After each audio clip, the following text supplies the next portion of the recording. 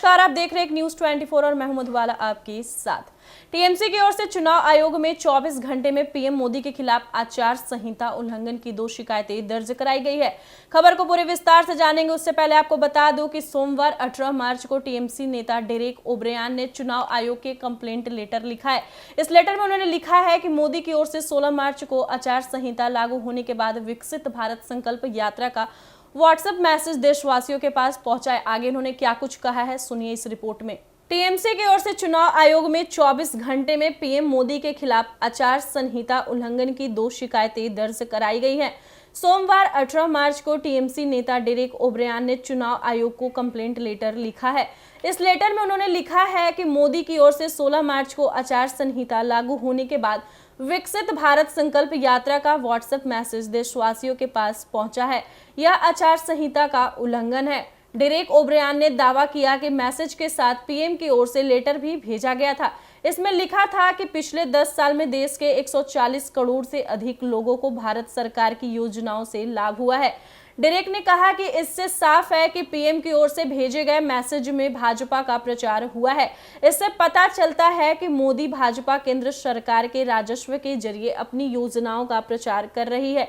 इससे पहले सोमवार को ही टीएमसी सांसद साकेत गोखले ने भी मोदी के खिलाफ शिकायत की थी।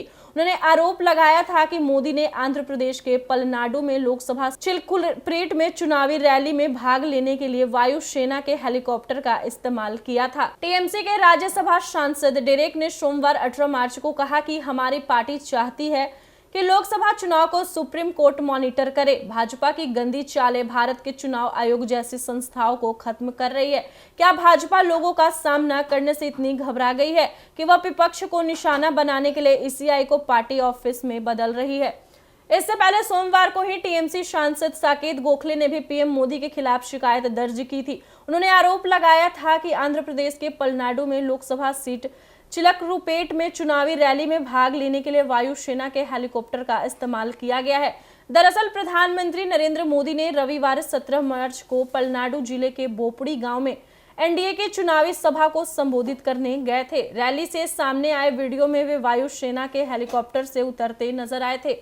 टीएमसी सांसद साकेत ने आंध्र प्रदेश चुनाव आयोग को दी शिकायत कॉपी सोशल मीडिया एक्स पर भी शेयर की है। उन्होंने यह भी कहा है कि चुनाव आयोग ने 16 मार्च को चुनाव की तारीखों का ऐलान करते समय यह चेतावनी दी थी कि आचार संहिता को उल्लंघन से सख्ती से निपटा जाएगा। टीएमसी सांसद गोखले ने बताया कि उन्होंने चुनाव आयोग में शिकायत दर्ज करवाई है, न कि सुप्रीम कोर्ट में, क्योंकि जब चुनाव चल रहे हो और आचार संहिता लागू हो तो अदालतों को चुनावी मामलों में हस्तक्षेप करने की परमिशन नहीं है।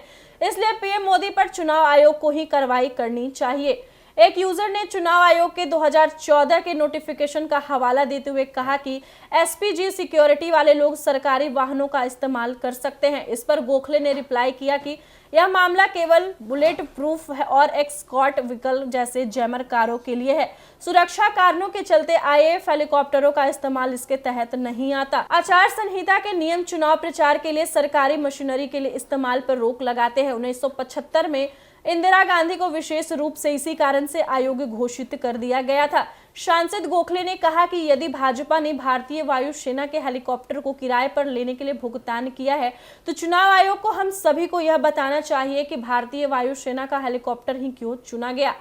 चुनाव आयोग ने लोकसभा चुनाव की घोषणा के 2 दिन बाद सोमवार को पश्चिम बंगाल के डीजीपी समेत 7 राज्यों के गृह सचिव को हटा दिया। 6 राज्यों के गृह सचिवों ने गुजरात, उत्तर प्रदेश, बिहार, झारखंड, हिमाचल प्रदेश और उत्तराखंड के अफसरों का नाम शामिल है। विवेक सहाय को पश्चिम बंगाल का नया डीजीपी बनाया गया है। तो जैसा कि आपने सुना, डेरेक ने कहा कि इससे साफ है कि पीएम की ओर से भेजे गए मैसेज से भाजपा का प्रचार हुआ है। इससे पता चलता है कि मोदी भाजपा केंद्र सरकार के राज्य के जरिए अपनी योजनाओं का प्रचार कर रही है। फिलहाल इस वक्त की खबर में इतना ही और ऐसे ही तमाम खबरों के लिए देखते रहिए एक न्यूज 24। वीडियो पसंद आया हो तो वीडियो को लाइक करें, शेयर करें, साथ ही हमारे यूट्यूब चैनल एक न्यूज 24 को सब्सक्राइब करें। यदि आप हमारे फेसबुक पेज को देख पा रहे तो हमारे फेसबुक पेज को फॉलो करें। धन्यवाद।